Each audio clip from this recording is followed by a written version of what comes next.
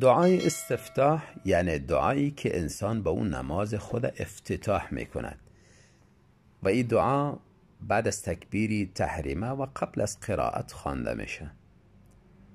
از رسول الله صلی الله علیه و سلم دعاهای زیادی در افتتاح نماز منقول است. از جمله حدیث ابو هریره رضی الله عنه که در صحیح بخاری و صحیح مسلم میآید. ابو هریره رضی الله عنه میفرماید که از رسول الله صلی الله علیه و سلم پرسیدم: پدر و مادر من قربان شما سکوتی اندکی بعد از تکبیر تحریمه و قبل از قرائت دارید و در این سکوت چی میخوانید؟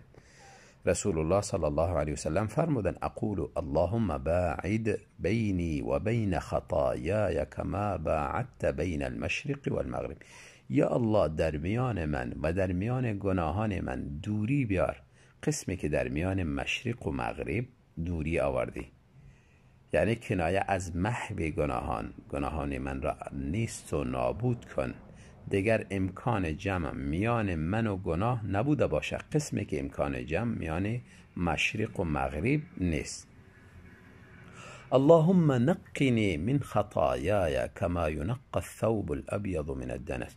یا الله پاک بکن من را از گناهان، قسمی که پاک کرده میشه کالای سفید از پلیدی و از چتلی. کالای سفید خصوصیتش است وقتی که چرک شود و پلید شود بسیار بد معلوم میشه. صاحب کالا تلاش میکنه به هر وسیله‌ای که بوده باشه این چتلی و پلیدی را از این کالا دور بسازد. وقتی که دور ساخت، کالا به حالت اصلی خود پاک و نهایت نظیف معلوم میشه. همچنان انسان از الله تعالی میخواهد که آثاری از گناه را و داغی از گناه را از قلب ازی دور بکند که تا اینکه قلب ازی نظیف به حالت اولی خود بگردد. اللهم اغسل خطایای بالماء والثلج والبرد. یا الله بشو گناهان من را به ذریعه آب و به ذریعه برف و به ذریعه جاله. یعنی کنایه از نهایت پاکی از گناه می باشه که قسم کاله یا ظرف را انسان بار بار با آب می شوید تا اینکه خوب نظیف و پاک شود. انسان همچنان از الله تعالی بار بار طلب میکنه گناهان انسان را قسم محو و نابود کند که دیگر هیچ اثری از گناه و داغی از گناه در دل ازی دیده نشود. یکی از دعاهای استفتاح دعای مشهور که اکثر یاد دارن: سبحانك اللهم و بحمدك و تبارك اسمك و تعالی جدك و لا اله غیرک.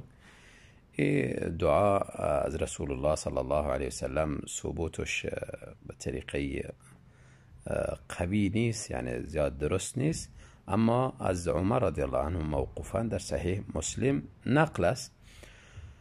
سبحانك اللهم تسبیح بیان میکنم، به پاکی یاد میکنم تو را یا الله.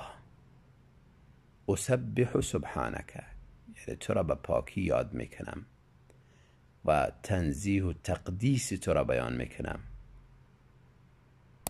یا همه صفاتی عیب و نقص را از تو نفی میکنم. و بحمدک، و همچنان حمد و ثنا را بری تو میگویم و تو را ستایش میکنم. تو ذاتی غفور هستی، رحیم هستی، ذاتی قادر هستی، ذاتی علیم هستی. همه اوصاف کمال بری تو بیان میکنم. و تبارک اسمک، و بلند است نام تو، با برکت است نام تو.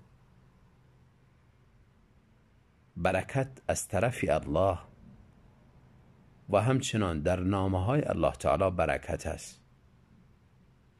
و تعالی جدک، و بلند است شأن تو، بزرگی تو، قسمی که ذات تو بلند است، اسما و صفات تو بلند است و همچنان مرتبه و قدر و شأن تو بلند است. و لا اله غیرک، و نیست هیچ معبودی بر حق جز تو، معبودی که مستحق عبادت بوده باشه، لایق عبادت بوده باشه به جز تو کسی دیگری نیست. و این دعا هم اگر به این نماز انسان شروع میکند، افتتاح میکند، خوب است و گاهی به یه عمل شود و گاهی به دعای دیگری و گاهی به دعاهای دیگری که ثابت شده با او عمل شود، پس بهتر است.